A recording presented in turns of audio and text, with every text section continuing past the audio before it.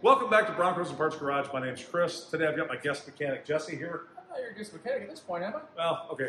He's taken a very, very large role in the Broncos Parts Garage, so we're going to keep him around for a little while longer. Today we're going to do a simple job. We're going to remove this rear bumper. Now, I know you guys are saying, hey, it's only 6 bolts. That's simple. But we're going to show you why we're going to remove it and how we're going to refinish the back side of it. So we figured we might as well document what we're doing.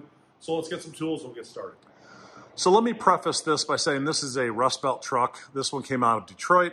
And as you can see, it just crumbles as we touch it. And we will be getting into these rear quarters sooner or later.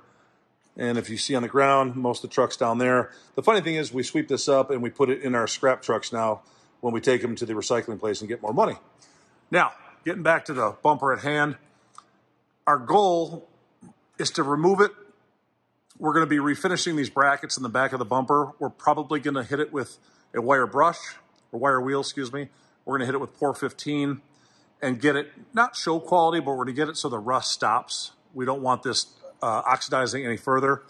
We're going to use a 21 millimeter wrench to remove the 3 bolts that hold the bumper to the chassis, or excuse me, or the frame. If you follow along on the back side, you can see all the corrosion in here. We're going to clean up the harnesses, get them recoated with some dielectric grease as well. And again, more oxidation on these brackets. To get these off, they're 19 millimeter. These are 19 millimeter, but you'll have to rivet, excuse me, you have to grind off the rivets to remove this argent plate from your chrome bumper. We're not going to do that at this time. Another project in the works will be replacing these rear leaf shackles. You can see they're corroded. The frame's got some oxidation, obviously, but it's still solid. When you've got your bumper off, it's a good time to do some maintenance on your rear sill seal. This piece of plastic that runs the full length of the bumper. You can clean this, re-secure it, because more than likely your rear sill is rotted a little bit. It's starting to come down or sag. It's a good time to refinish this and refasten it to what's left of your sill plate. For those of you doing this at home, and that's probably 90% of you, make sure you soak the bolts with a PB Blaster, penetrating oil, loosen them up. We didn't do that.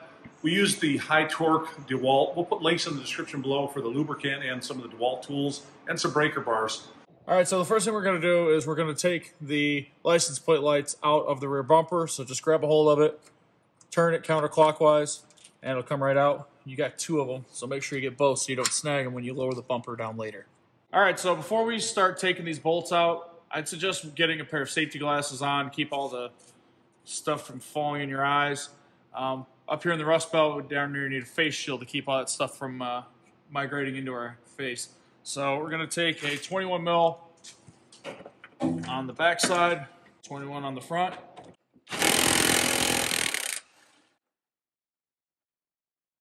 Also keep in mind that we're doing this on a lift. Most of you guys will be laying on your backs in your driveways. Just have a second person handy. Once you get near the end, you don't want this bumper falling off and crushing you while you're laying under your truck. And that's why it's always a good idea that once you take the nut off on the other side, leave the bolt in the hole for the time being, just to give you some marginal level of safety so it doesn't fall off.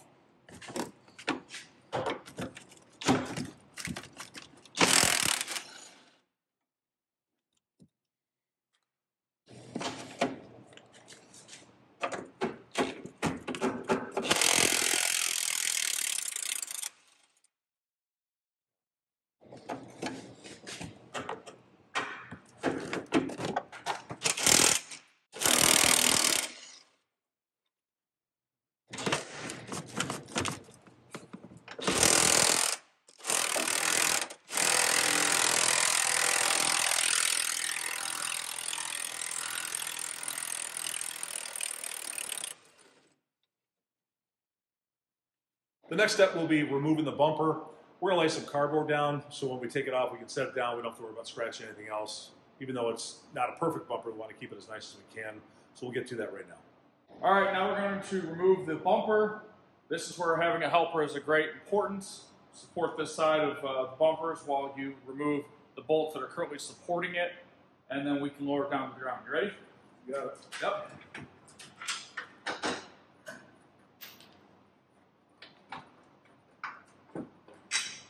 All right, ready? Yep. 1, 2, 3, go.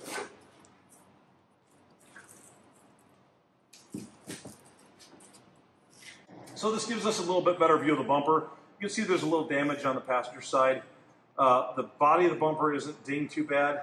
We'll straighten this out and get the pad reattached. You see the kind of corrosion we're dealing with, but that pore 15 should seal this up once we wire a wheel off this corrosion.